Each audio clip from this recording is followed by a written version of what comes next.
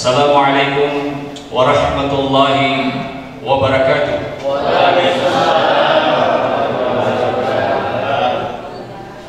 Memberi salam hukumnya sunnah, menjawabnya wajib. Dan selalu saya mendoakan orang yang menjawab salam saya dan yang tidak juga menjawab salam saya akan saya doakan. Ya Allah, berikanlah rezeki yang berberkah kepada orang yang menjawab salam saya. Longgarkan rezekinya ya Allah.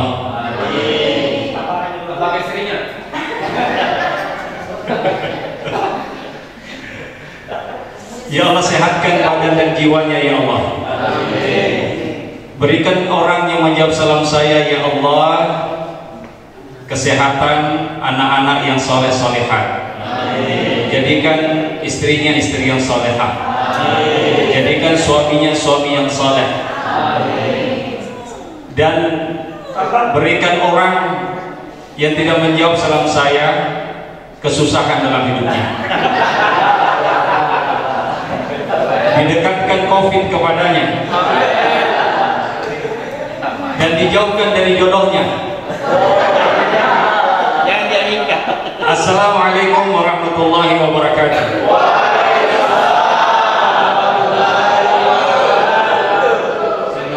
Alhamdulillahirabbil alamin. Wa bihi nasta'inu ala umuri dunya waddin. Wassalatu wassalamu ala Rasulillah sayyidina wa habibina wa nabiyyina wa qudwatina wa qurrati a'yunina Muhammadin wa ala alihi wa ashabihi wa man tabi'ahum bi ihsanin ila yaumiddin. Amma ba'du, alhamdulillah, hadirin dan hadirat majelis halal bihalalin yang dimuliakan Allah Subhanahu wa taala. Kembali lagi kita panjatkan puji dan syukur kehadirat Allah Subhanahu wa taala atas segala nikmat yang kita terima, yang sedang kita terima, yang akan kita terima dan yang sudah kita terima dengan mengucapkan alhamdulillahirabbil alamin. Salawat dan salam senantiasa pula kita persembahkan kehadirat Rasulullah sallallahu alaihi wasallam, Nabi dan Rasul yang terakhir. Tidak ada lagi Nabi dan Rasul sesudah Nabi Muhammad sallallahu alaihi wasallam. Salawat ini, hadirin muliakan Allah, adalah salah satu ibadah yang dianjurkan oleh ulama kita untuk selalu kita ucapkan setiap hari. Salawat ini, hadirin muliakan Allah, adalah perintah Allah Subhanahu wa taala. Salawat ini adalah perbuatan para malaikat. Innallaha wa malaikatahu yusholluna 'alan nabi. Sesungguhnya Allah dan seluruh malaikatnya tidak pernah berhenti berselawat kepada Nabi Muhammad sallallahu alaihi wasallam. Ya ayyuhalladzina amanu shallu 'alaihi wa sallimu taslima. Wahai orang-orang yang mengaku beriman kepada Allah Subhanahu wa taala, maka hendaklah engkau memperbanyak mengucapkan Allahumma shalli ala sayyidina Muhammadin wa ala ali sayyidina Muhammad. Hadirin dan hadirat yang dimuliakan Allah Subhanahu wa taala, Allah Subhanahu wa taala perintahkan kita sholat, Allah tidak sholat. Allah perintahkan kita untuk mengaji, Allah tidak mengaji. Allah Subhanahu wa taala perintahkan kita untuk berzakat, Allah tidak berzakat.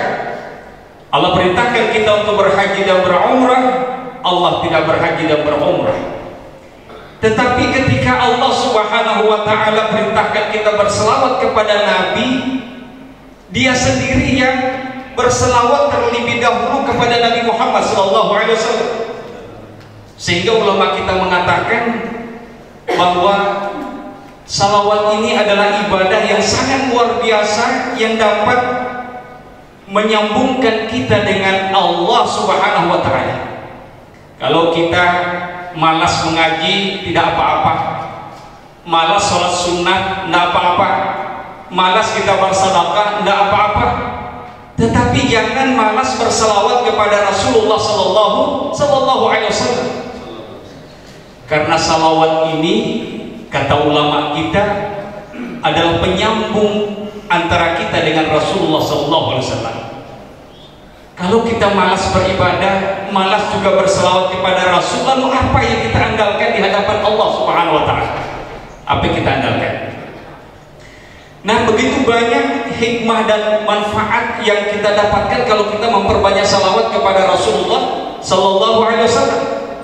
Jadi para ulama kita mengatakan, adimis salata ala Nabi Muhammadin faqabuluha hatman bighairi taraddudin amaluna bainal qabuli wa raddiha illa as-salata 'ala Nabi Muhammadin. Perbanyak mengucapkan salawat, kata ulama kita, kepada Nabi Muhammad SAW, karena salawat kita itu pasti diterima oleh Allah, jangan ragu. Amalan-amalan kita, sholat kita, zakat kita, puasa kita itu berpotensi diterima atau tidak oleh Allah Subhanahu wa Ta'ala. Tetapi salawat ini pasti diterima oleh Allah Subhanahu wa Ta'ala. Oleh karena itu perbanyak mengucapkan Allahumma shalli ala sayyidina Muhammadin wa ala ali sayyidina Muhammad. Hadirin majelis halal bihalal dimuliakan Allah Subhanahu wa Ta'ala.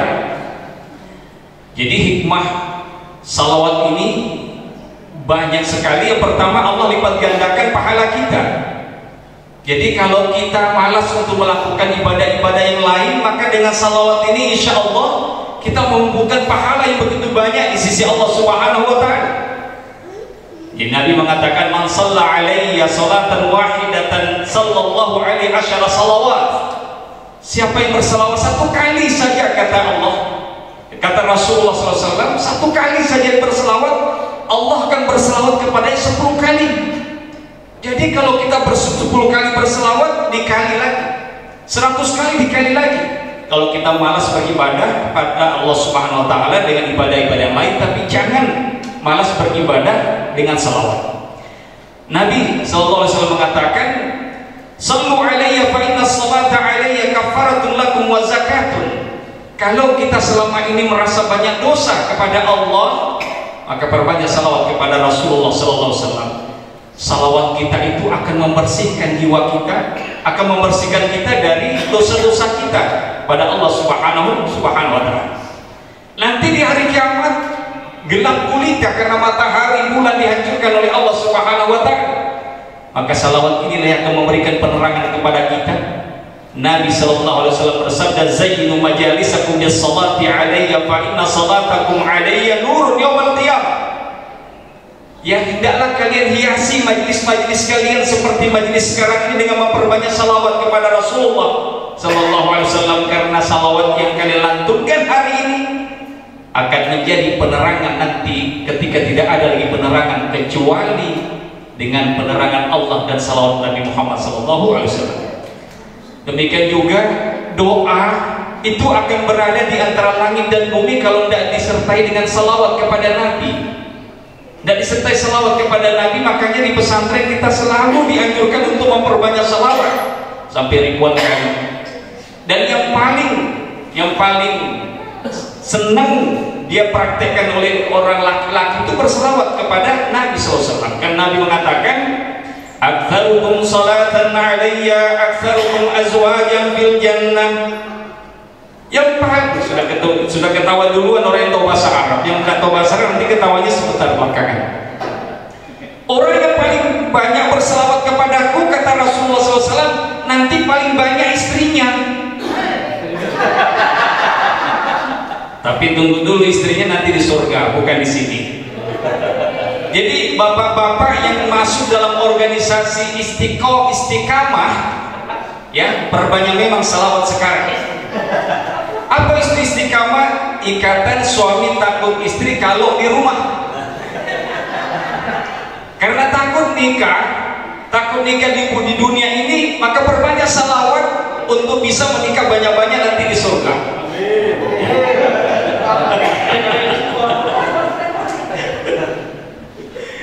Hadirin muliakan Allah Subhanahu wa Ta'ala. Saya ingin menceritakan ya pengalaman pribadi dan sangat nyata real.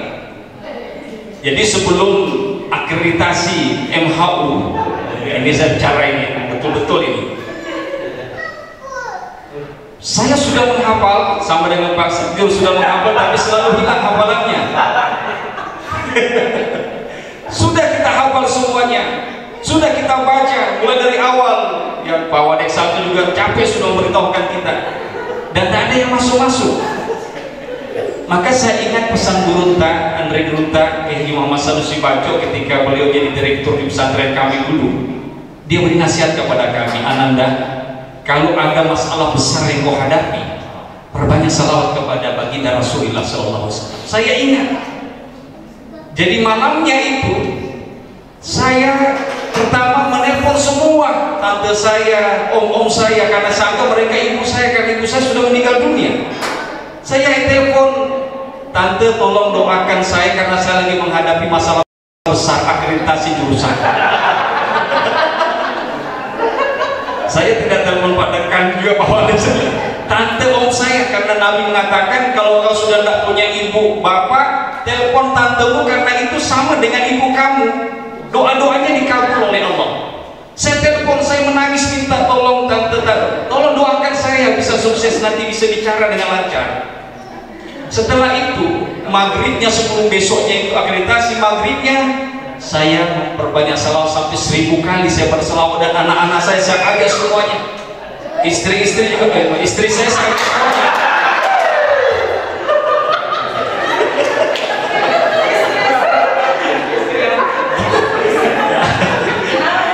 Ya, mama-mamanya, anak-anak saya ajak juga bersalawat 1000 kali sambil menangis. Apa salawat yang saya buat? Itu dua yang saya amalkan, yang diajarkan Andre Gurunta Sanusi Baco, Allahu yarham. Ya, pertama salawat Jibril.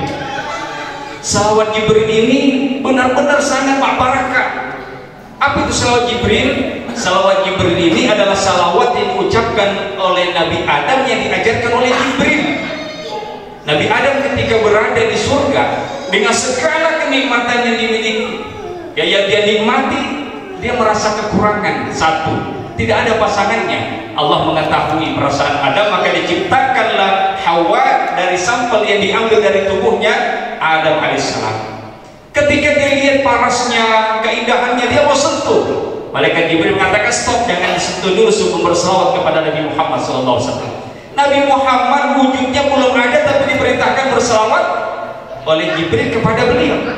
Apa salawatnya? Sallallahu ala Muhammad, Sallallahu ala Muhammad. Setelah mengucapkan itu, maka boleh dia menyentuh. Andre Gurunta mengatakan, kalau kamu ingin mendapatkan apa yang kau inginkan, ucapkan Sallallahu ala Muhammad 1000 kali, makbul. Kemudian salawat yang kedua juga 1000 kali saya ucapkan di malam harinya. Allahumma salli ala sayyidina Muhammadin karimil abai wal ummahat. Ini yang diajarkan 1000 kali saya ucapkan di waktu maghrib. Di waktu subuhnya saya ucapkan lagi 1000 kali. Alhamdulillah, Allah perlihatkan kekuasaannya ketika saya selalu menanyakan pertanyaan demi pertanyaan. Mulut saya terus berbicara, saya tidak sadar ternyata yang dibantu oleh Allah Subhanahu wa Ta'ala dan dibantu oleh Ibu Rahma juga. Ternyata bantuan-bantuan Allah selalu datang dengan cara-cara Allah Subhanahu wa Ta'ala, dipermudah oleh Allah Subhanahu wa Ta'ala, dipermudah. Ini saya katakan betul-betul salawat itu langsung diterima oleh Allah Subhanahu wa Ta'ala. Kalau ibadah yang lain antara diterima atau tidak sesuai dengan syarat-syarat yang kita lakukan, tapi salawat kata ulama kita, ya, salawat kata ulama kita, adimi sholafa qabul hatman bi ghairi taraddud, diterima oleh Allah, tak perlu ragu kata ulama kita. Salawat kepada Nabi. Ini anak-anak muda yang malas itu melakukan sholat, ngaji, salawat aja sambil duduk-duduk. Sallallahu ala Muhammad, Sallallahu ala Muhammad, Sallallahu ala Muhammad. Ucapkan terus itu. Hadirin muliakan Allah Subhanahu wa Ta'ala. Jadi hari ini ya kita berhalal bihalal. Apa artinya halal bihalal? Jadi halal bihalal itu kata majmuk, terdiri dari dua kata, halalun dengan halal, diantarai dengan huruf ba, halalun bihalalin. Jadi halal bihalal ini kalau kita kembali buka di kamus bahasa Arab, berkata halla yahillu halalan. Ya, halla yahillu artinya apa? Menyelesaikan, pertama maknanya itu menyelesaikan kesulitan. Ya, menyelesaikan kesulitan. Makna yang keduanya adalah mencairkan yang beku. Yang mencairkan yang beku, dan makna yang ketiga melepaskan ikatan yang membelenggu, dan makna yang keempat mengurai benang yang kusut. Itu makna-makna yang kita dapatkan di dalam kamus bahasa Arab. Hadirin muliakan Allah Subhanahu wa taala, dalam kamus besar bahasa Indonesia, halal bihalal itu artinya apa? Halal bihalal itu berarti saling memaafkan antara satu dengan yang lainnya, di antara keluarga, di antara kolega, di antara tempat satu kerja setelah bulan Ramadan, setelah bulan berpuasa di bulan Ramadan. Itu halal bihalal. Nah, hadirin muliakan Allah Subhanahu wa taala, di dalam kita bergaul baik di rumah tangga kita antara istri dengan suami, dengan anak-anak, di lingkungan kita, di kampus, di tempat kerja kita, begitu banyak karakter yang kita dapatkan, begitu banyak sifat-sifat orang yang kita lihat dan kita hadapi, ya begitu banyak. Jadi ada kita didapati di satu tempat kerja itu orang yang tangguh, orang yang hebat, carak deh, ya bagi hati kan banyak sekali. Tapi banyak juga kita dapatkan di tempat kerja kita itu orang yang korok-korokan, ya pamojokan, piti kanak-kanak, piti holo-holo. Banyak sekali kita dapatkan itu di tempat kerja kita. Carewe, capila, kandoro, pagosi, pacala-cala, kuntu, ada semua di situ. Balala, kikri, kikri galang, paku jambatan, balaluang, balorang, sigodi, tinggi hati, kodi pamai. Banyak sekali kita dapatkan ya di tempat kerja kita, seperti lebih saring dan sebagainya, ya akoro-koro. Ini banyak kita dapatkan seperti ini. Nah, hadirin muliakan Allah Subhanahu wa taala, maka sangat wajar kalau terjadi gesekan-gesekan di tempat kita kerja. Sangat wajar kalau terjadi apa? Benturan-benturan yang di rumah kita. Katanya di rumah juga ini sering terjadi. Jadi kalau ada istri dengan sifat-sifat yang disebutkan tadi, menjadi neraka itu rumah tangga. Ya, menjadi neraka itu rumah tangga, koro-koroan, ya pamojokan, ya piti kanak-kanak, piti holo-holoi, ini carewe, kandor lagi, bagosi, jelek lagi mukanya, aduh. Ya. Kalau istri cantik, ya putih, cantik, begini sifatnya masih bisa ada yang diandalkan. Ya. Tetapi apa? Hitam, keriting, pendek, ya bergerak lagi, jelek mukanya, putih rambutnya, ubalan. Suami akan lari, tidak ada yang bisa diandalkan hari muliakan Allah Subhanahu wa taala. Oleh karena itu, ya perbanyak mengucapkan salawat untuk bisa mendapatkan gantinya nanti di surga.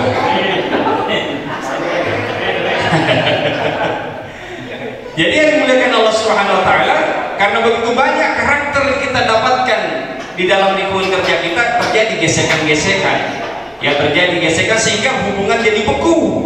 Ya, sehingga hubungan jadi beku, hubungan kita menjadi sulit, membelenggu dan kusut. Oleh karena itu, ya melalui acara halal bihalal ini, hubungan yang tidak sehat tersebut kita akan cairkan kebukuannya pada hari ini. Kita akan cairkan kebukuannya, kita akan mudahkan kesulitannya, kita akan lepaskan ikatannya, dan kita uraikan kekusutannya di hari ini. Kita uraikan kekusutannya. Jadi ada yang marah-marah sebelumnya, mari kita hadir di sini untuk uraikan itu kekusutan itu. Ya, kita lepaskan kesulitan kita, kebukuan kita selama ini. Jadi hakikat halal bihalal itu adalah agar setiap kita, setiap muslim itu rela bersedia untuk memaafkan orang lain. Rela bersedia untuk memaafkan orang lain. Nah, kesalahan itu ada dua, kata ulama kita. Ada kesalahan kepada Allah dan ada kesalahan kepada sesama manusia. Kesalahan kepada Allah Subhanahu wa taala itu kita sudah minta dihapuskan selama bulan Ramadan dengan tarawih kita, dengan taubat kita, dengan zikir kita, dengan witir kita, dengan ibadah-ibadah itu kita harapkan dihapus oleh Allah Subhanahu wa taala. Tapi ingat, kesalahan kita sesama manusia belum terhapuskan oleh Allah. Sebanyak apapun ibadah yang kita lakukan di bulan Ramadan, tidak akan menghapus kesalahan kita kepada sesama manusia, ya, tidak akan menghapus itu. Makanya ya dengan hadirnya kita di sini, kita akan menghapus itu kesalahan-kesalahan kita dengan sesama manusia. Jadi kesalahan kita kepada sesama manusia itu nanti terhapus kalau kita pergi minta maaf. Makanya kenapa Nabi anjurkan itu, perempuan-perempuan yang haid, yang nifas, yang ya semuanya pergi ke lapangan sekalipun tidak sholat, karena diharapkan setelah sholat bersalam-salaman. Karena dosa kita kepada sesama manusia tidak akan diampuni oleh Allah sebelum kita bermaaf-maafan sesama manusia, sekalipun kita sholatnya bagus, zakat kita bagus, sedekah kita bagus selama di bulan Ramadan. Jadi tidak ada manusia yang sempurna, ya semua memiliki cacat dan kekurangan. Bagi yang merasa benar, maka dengan tulus dan ikhlas mari memberi maaf kepada yang salah. Ya bagi yang memang salah, merasa dirinya memang salah, ya sadar bahwa dirinya salah, maka harus berani, harus jumawa untuk juga meminta maaf. Jumawa kita meminta maaf. Jadi bagi yang selama ini menjadi korban kejahatan, ya selama ini bagi orang yang menjadi korban kejahatan, mari cairkan kebukuan hati, mari lepaskan belenggu di hati, uraikan kekusutan perasaan terhadap perilaku orang yang merugikan kita selama ini, terhadap perilaku orang yang merendahkan kita, meremehkan kita, menyakiti kita, dan membuat kita jadi koro-koroan. Mari kita buka hati kita. Demikian juga bagi para pelaku yang senang merugikan orang, bagi pelaku yang suka merugikan orang, merendahkan orang, meremehkan orang, menyakiti orang, membuat orang marah, angkuh kepada sesama, ya maka cairkan kebukuan hati hari ini. Cairkan dan mudahkan kesulitan hati, lepaskan ikatan hati, dan uraikan kekusutan kita untuk berani dan legowo. Untuk apa? Untuk meminta maaf. Untuk meminta maaf. Di dalam Al-Quran, ya kalau kita buka-buka itu Al-Quran, tidak ada ayat yang menyuruh kita untuk untuk apa? Untuk meminta maaf. Tetapi ayat yang ada adalah memberi maaf. Karena begitu mulianya orang memberi maaf. Tidak ada ayat yang menyuruh kita untuk minta maaf, tapi ayat yang paling banyak kita dapatkan di Al-Quran adalah memberi maaf kepada orang. Ya karena memberi maaf ini, ya balasannya surga di sisi Allah Subhanahu wa Ta'ala. Saya kira hadirin muliakan Allah Subhanahu wa Ta'ala, ya sesuai pesan yang Pak Dekan, ya jangan lewat 15 menit. Ya enggak saya. Ya tidak lewat 15 menit, cuman saya merasa dikejar-kejar. Kemarin waktu khutbah di Al-Markas, ya panitia bilang jangan lewat 15 menit. Saya jadi tidak konsen berkhutbah Jumat pada saat itu. Tapi alhamdulillah hari ini ya bisa konsen sedikit karena kita lebih akrab di sini. Alhamdulillah, sekira inilah yang bisa saya berikan kepada kita semua. Semoga dengan halal bihalal ini semua kekusutan bisa kita urai. Semua kebukuan yang selama ini terjadi ya bisa kita cairkan.